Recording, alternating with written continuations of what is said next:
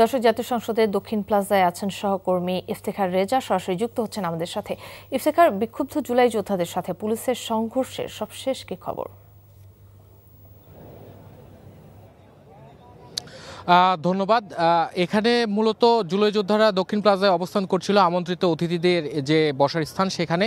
তারপরে আলী রিয়াজ বক্তব্য দেন এবং তাদেরকে প্রতিশ্রুতি দেন যে তাদের দাবি দাওয়া মেনে নেওয়া হবে এবং পরবর্তীতে তাদেরকে সরে যাবার জন্য অনুরোধ করা হয়, কিন্তু পরবর্তীতে তারা অস্বীকৃতি জানালে আইনশৃঙ্খলা রক্ষাকারী বাহিনী তাদেরকে বল প্রয়োগ করে মূলত সরিয়ে দেন। এবং এখন যে অবস্থা, তারা গেটের বাইরে এসে কিছুক্ষণ পাল্টা ধাওয়া চলে 5 থেকে 7 মিনিটের মতো, এবং আন্দোলনকারী বা জুলাই যোদ্ধা যারা এখানে ছিলেন, যারা বিক্ষোভ করছিলেন, তাদেরকে ছত্রভঙ্গ করার জন্য মূলত সাউন্ড গ্রেনেড নিক্ষেপ করা হয়েছে এবং টিয়ার শেল নিক্ষেপ করা হয়েছিল, এবং তারা অনেকটাই এই মুহূর্তে ছত্রভঙ্গ হয়ে গেছেন।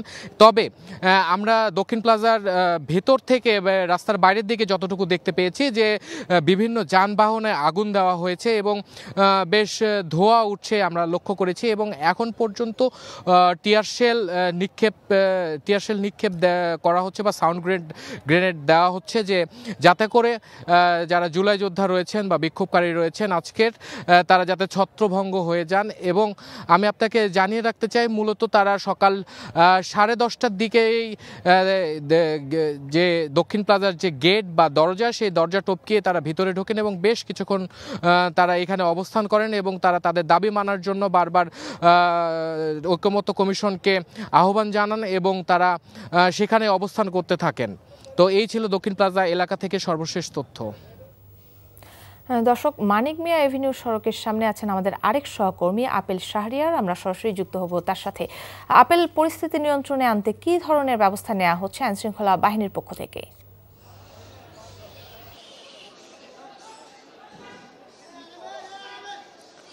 হ্যাঁ, জুলাই জাতীয় সনদ স্বাক্ষর অনুষ্ঠানকে কেন্দ্র করে জুলাই যোদ্ধাদের সঙ্গে পুলিশের দফায় দফায় সংঘর্ষ হচ্ছে। আমি এখন আছি সংসদ ভবনের এই পাশের কোণে, অর্থাৎ আরঙ্গের, যদি আমি মোড় বলে এটাকে, আরঙ্গের এই জায়গাতে। মূলত যখন সকাল থেকে জুলাই যোদ্ধারা এই যে সংসদ ভবনের ভিতরে তারা প্রবেশ করে, এই 1 ঘন্টার আগে তাদেরকে ধীরে ধীরে এই সংসদ এলাকা থেকে সরিয়ে দেওয়ার বারবার অনুরোধ করা হয়েছিল। এক পর্যায়ে যখন তারা সরছিলেন না, তখন তাদের উপর লাঠিপেটা করা হয়, সাউন্ড গ্রেনেড ছোড়া হয়েছে, টিয়ার সেল মারা হয়েছে। আপনি হয়তো দেখতে পাচ্ছেন যে এখন পুরো এলাকাটা পুলিশ তাদের নিয়ন্ত্রণে নিয়ে এসেছে এবং জুলাই যোদ্ধারা ছত্রভঙ্গ হয়ে গেছে। তাদেরকে বিভিন্ন এই জায়গা থেকে সরিয়ে দেওয়ার জন্য অনুরোধ করা হচ্ছে এবং তারাও অনেকটাই সরে গেছেন। তবে তারা পুরোপুরি সরে যাননি। এখন যে আমি যে মোড়টিতে আছি, আপনি দেখতে পাচ্ছেন যে এখানে পুলিশ ব্যারিকেড দিয়েও রেখেছে এবং ওই দূরে দেখতে পাচ্ছেন যে জুলাই যোদ্ধারা সেখানে অবস্থান নিয়ে আছেন। আপনাকে যদি একটু দেখানোর চেষ্টা করি, ওই দেখতে পাচ্ছেন হয়তোবা, তারা ওইখানে দূরে অবস্থান নিয়ে আছেন এবং তাদের বেশ কয়েকজনের সঙ্গে কথা হলো, অভিযোগ করেছেন অতর্কিত তাদের উপর হামলা করা হয়েছে, বেশ কয়েকজন আহত হয়েছেন এবং অনেকে হাসপাতালে নিয়ে যাওয়া হয়েছে।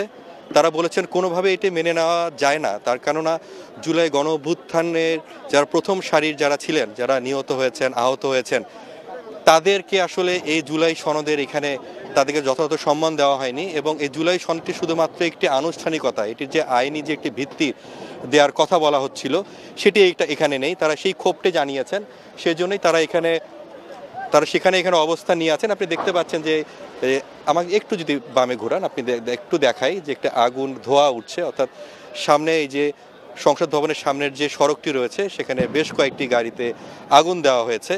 মূলত এখন যেটি বলা যায় যে পুরোটাই থমথমে অবস্থা বিরাজ করছে। আপনাকে যদি একটু পিছনে দেখাই, এই যে সংসদ ভবনের সামনের যে সড়কটি, এখন পুরোটাই আইন শৃঙ্খলা রক্ষাকারী বাহিনীর নিয়ন্ত্রণে রয়েছে।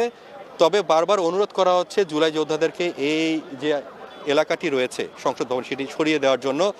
তারা কিন্তু সরছেন না, তারা এখানে অবস্থান রয়েছেন এবং কিছুক্ষণ পরপর আমরা দেখছি সাউন্ড গ্রেনেড ছোড়া হচ্ছে তাদেরকে এখান থেকে সরিয়ে দেওয়ার জন্য। বান্ডেল থাকলে প্রতি সেনমানিতে টাকা বাঁচবে। বিকাশ সেনমানি বান্ডেল কিনে জিতুন প্রতি লেনদেনে।